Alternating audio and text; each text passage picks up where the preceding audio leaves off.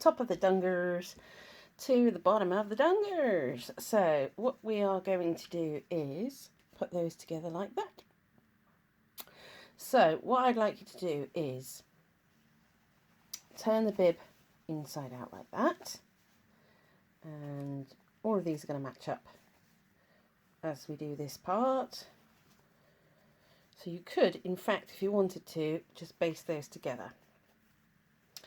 Now, if we get the right side of the dungarees, and we're going to pop it through that hole there, so that we've got everything in one.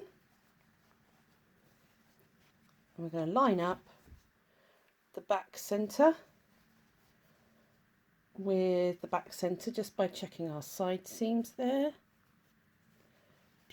Where's the seam?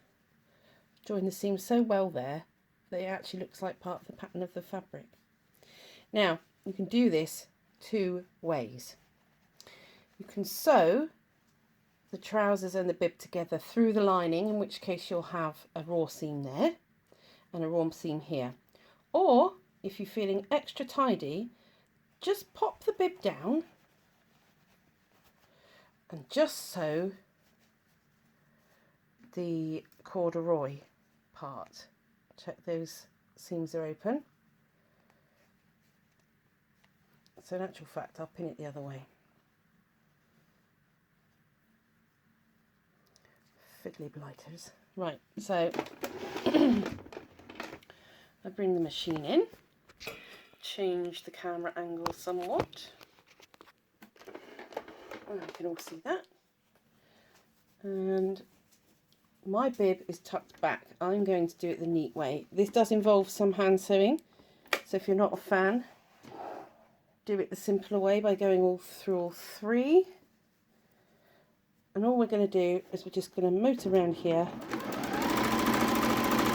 The 1 centimetre seam allowance, again, use the edge of the foot as a guide. Open out all our seams.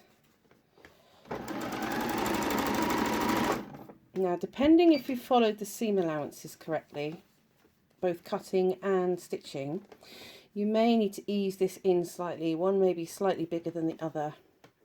The trick is not to crease it if you do need to tuck it in, but to just slide it up a bit further. So you can see on mine we're going to be a little bit long. So what I might do is I might tuck it into that seam. And I can pull that up there a little bit.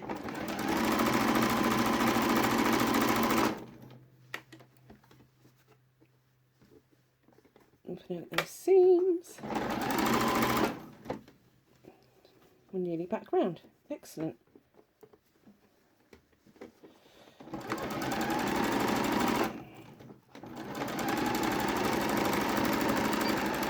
Brilliant. Now, that looks a bit rubbish now.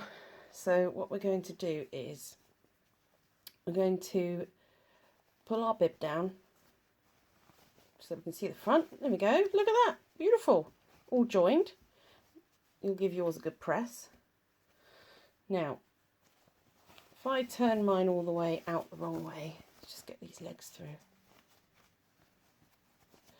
so that we can see the bib.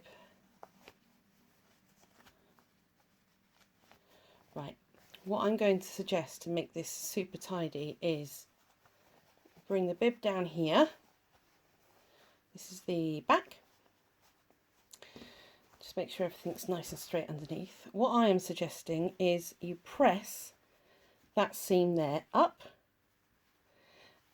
bring the bib down over, fold it over and hand stitch that down. The reason being is all of that seam for the waistband will now be enclosed and a bit neater. Pressing is your friend. You can use the thread line there as a guide to where to put your bib.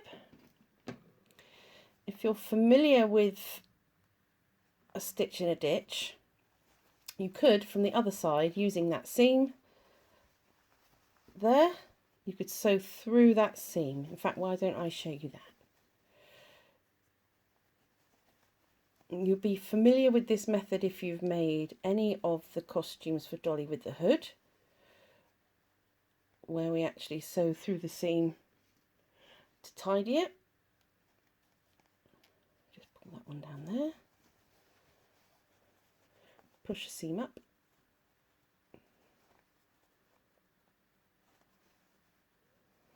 Pop that over the top.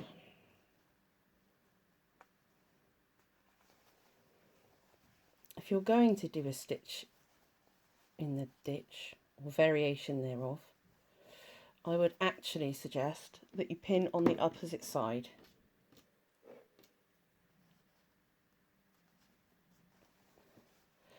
Because you're going to sew from the other side, your pins are going to be underneath. I'm going to have to fudge it just slightly,